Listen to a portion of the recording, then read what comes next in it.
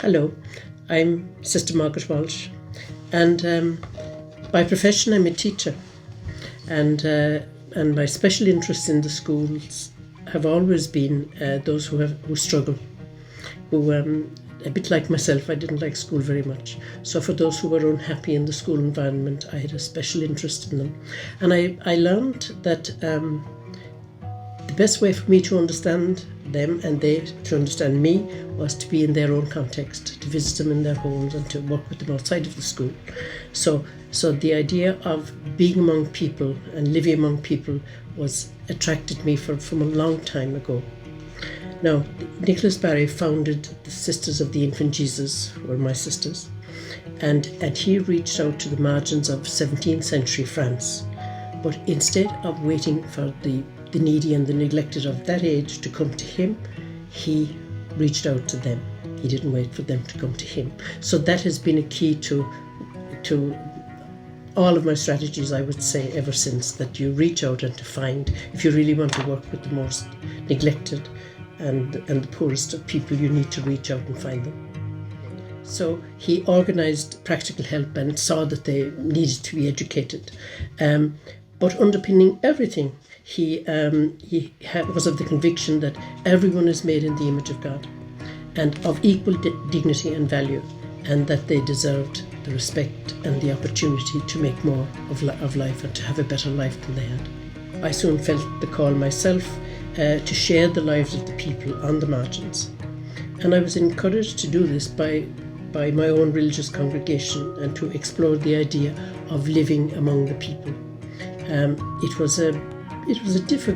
was a challenge really, because it meant leaving the school and leaving a very comfortable religious community in a nice convent where we were safe and that. So it wasn't easy, but it was right.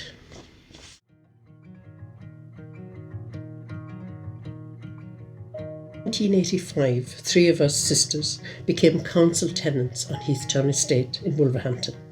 We named ourselves the Hope Community for two reasons, I think.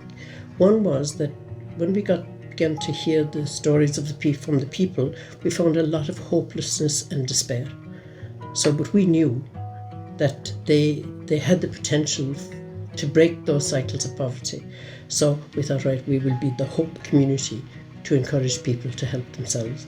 And the second reason was that we knew we were going into that estate that we weren't going in to sort of proclaim or preach the gospel, but that we would describe the hope that is in us when people wanted to hear it. So we began our work at the estate by home visiting and getting involved in local organisations like the tenancy groups and the housing management and the social workers, and getting to know who was who. And we knew that we needed to listen to the people, that we had to scrap our own agenda, because it was the people who knew best what they wanted, and to be led by them. And by doing that, we began to identify local issues that most concerned the people. And I suppose we began to organise groups to help themselves around those issues. And around that time, developing in the Black Country was the broad-based community organising, and we got involved in that, and they gave us that organisation gave us great strategies and ways to cope and ways to change, and we had a great time in some ways, because the people themselves began to get organised and began to take control of their own lives, and some wonderful things happened through using those strategies. So we did what we could to meet practical needs by providing food and clothing. We set up play and learn schemes for the parents. We organised holidays away from the estate, for example, and that included, preparation, budgeting and all of that. And there was a lot of debt. We found a lot of debt, and we set up a credit union.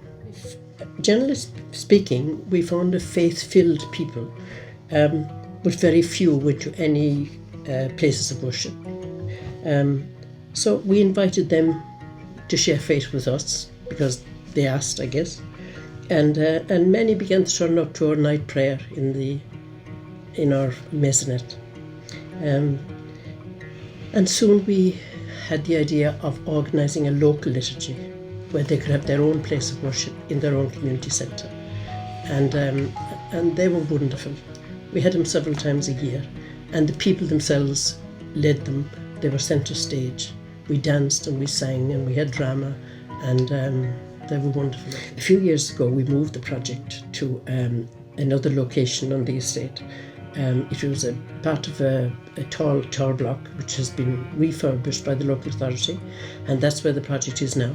Our dream of helping the people to help themselves became a reality, and we were no longer needed in the same way because people had taken over the different activities. And the local agencies were by this time, of course, signposting people to us. So even the need to go out and meet and visit wasn't as great as when we first started. By this time, too, maybe 10 years later, Hope was doing a lot of local youth work, which was really significant. And people were beginning to use modern technology, and we had the IT classes and etc. And we had our own centre on the estate. We had gone into partnership with Father Hudson Society, and they helped us with fundraising, with policies and procedures, with the employment of staff and the management of staff. In fact, they made all the difference to our work and to the future of the project.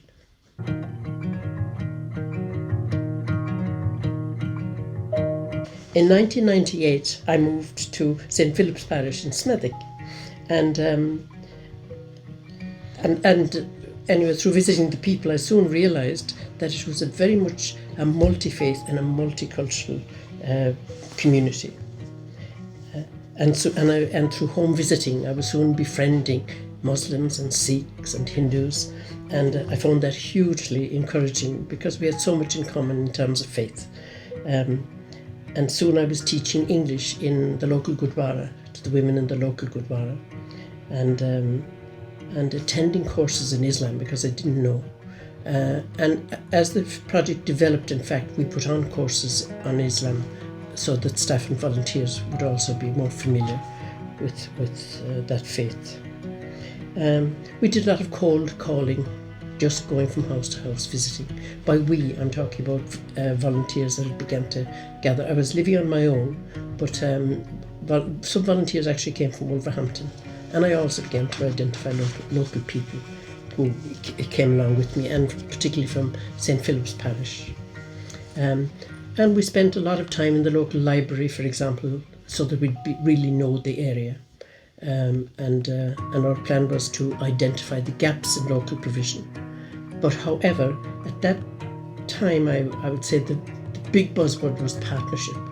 So we were looking for partnerships, and I think among the first was Sure Start. So when around that time, Sure Start was being set up in Smethwick, and I remember being on in the strategy group for that. So we were looking for partnerships, but also looking for gaps in the provision to see if we could do something about them. Our first seed corn grant of £1,000 was actually given to us by the local Single Regeneration Partnership. And then after that, Harbour Parish Lands came on board, and we called the project Brushstrokes because Nicholas Barry, who founded my congregation, here, he said we should be in the hands of God, like a brush in the hand of the painter. And I can look back now and see what a wonderful pattern has emerged. Such vibrancy, but some light and shade, and plenty of shade as well.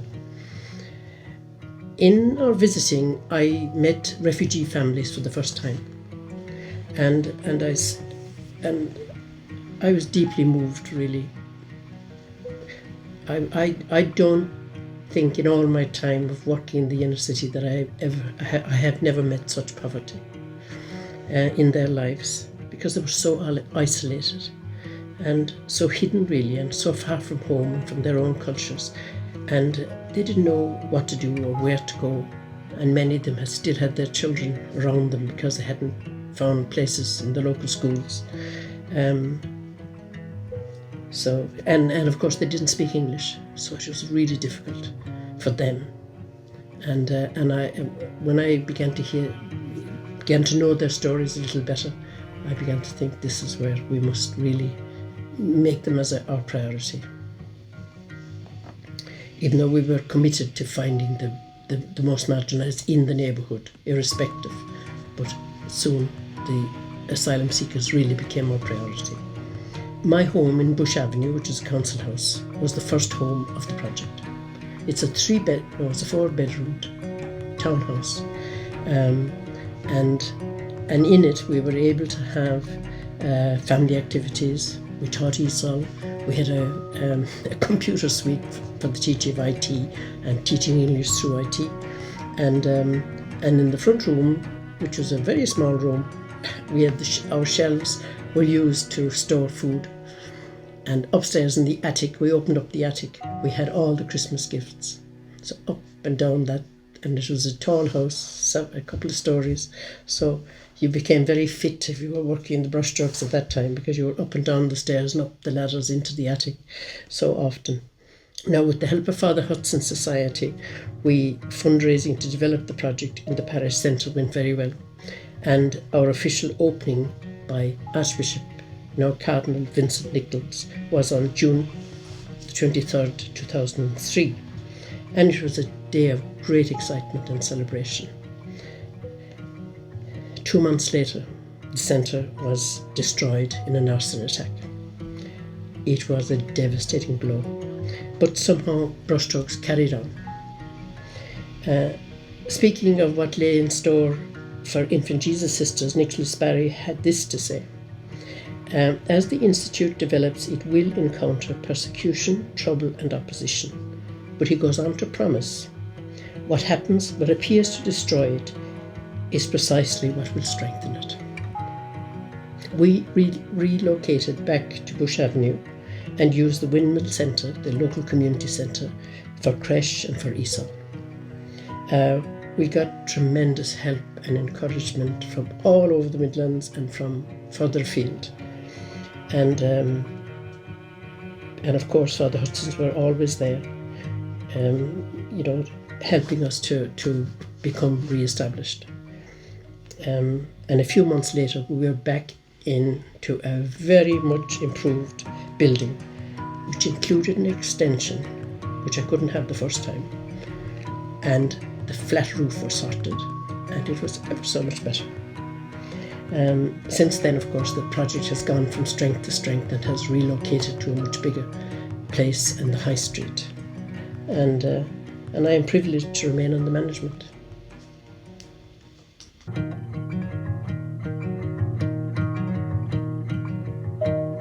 By 2009, I thought that the time had come for me to go back to Ireland, and thought I might be able to do something gentle in my old age. However, God had other ideas, because it was also the time when many asylum seekers were being made homeless and destitute because they got that dreaded letter from the Home Office to say they had been refused asylum. And then I began to hear about what they had to do next. They had to make their way into the city centre, to the refugee council in Birmingham, and find help. So and of course many families that I knew in our work in Brushstrokes in Smethwick were among those who were making that long journey, maybe even from Smethwick, to join the queue that waited outside the refugee council until it opened at 9 o'clock in the morning. So in fact, I went to join them a few times, but I set out at about 7 because they were already beginning to queue up. And they were out in the open air, no shelter, no nothing, some with children in pushchairs, and they waited until the doors opened. And then they got an interview, a time for an interview in the afternoon, and they had nowhere to go and they had no shelter.